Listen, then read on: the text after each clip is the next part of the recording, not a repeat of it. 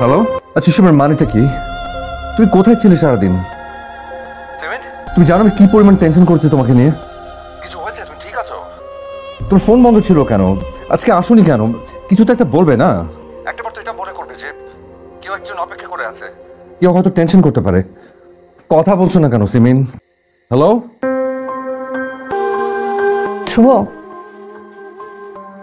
কালকে একটু আমার সাথে দেখা করতে পারবা? তুমি ঠিক আছো? ফোন অফ করে রেখেছিলে কেন? সিমিন কি হয়েছে? Anything wrong? আমার তোমাকে কিছু কথা বলার ছিল। ইনফ্যাক্ট কথাগুলো তোমাকে আসলে আমার আরো আগে বলা উচিত ছিল। কি কথা? শুভ, আমি না অতি সাধারণ একটা মেয়ে, খুবই সাধারণ।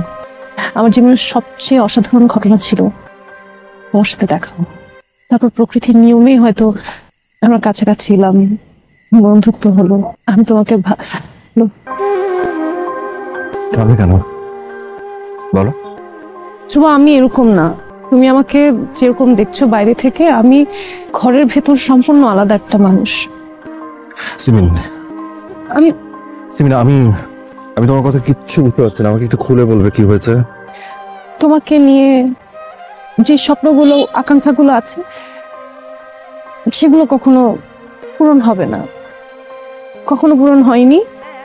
আসলে পূরণ কি হবে, আমি কখনো সেগুলো বলার সাহসী করতে পারবো না আসলে। সিমিন, আমি না, আমি আসলে কিছু বুঝতে পারছি না। মানে শুভ,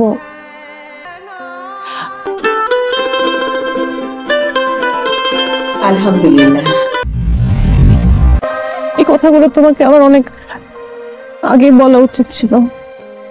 সরি শুভ, আমি বুঝতে পারিনি।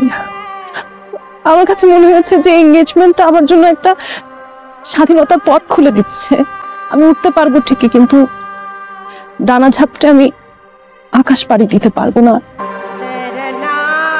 আমাকে তুমি ক্ষমা করে দিও। আমি তোমার সাথে আর কোনো যোগাযোগ রাখতে পারবো না। বিয়ে বিয়ে কবে তোমাদের? Next week. তো সিমিন, আমি প্লিজ আমাকে বলো না তুমি কিছু। আমি শুনতে চাই না। আমি যদি একবার শুনে ফেলি কথাগুলো,